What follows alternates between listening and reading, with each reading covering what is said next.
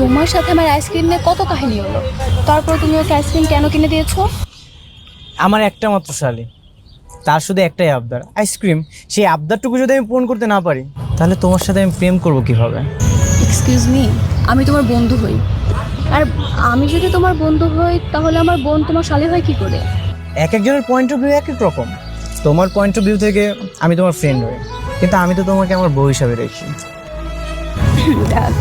দেখো, তুমি যদি এভাবে কথা বলো আমি কিন্তু তোমার সাথে আর কখনো কথা বলবো না। যে মানুষটা জানে তার সাথে কথা না বলতে পারলে আমার কষ্ট হবে, সেই মানুষটা যদি ইচ্ছা করে কথা বলা বন্ধ করে দিয়ে আমাকে কষ্ট দিতে চায়, ওকে ফাইন, আমি সেই কষ্ট নিতে রাজি আছি। ভালোবাসার মানুষ কষ্ট দিবে, সুখ দিবে, আবার কিছু সময় বেদনাকে সব কিছু ছেড়ে চলে যাবে, এটাই তো স্বাভাবিক। বাবা, খুব ভালোই তো লাইন বলতে পারো তুমি। বুঝতে পেরেছি, ইদানিং মনে হয় প্রেমে পড়ার পর প্রেমের বইটাই বেশি পড়া হয়, তাই না?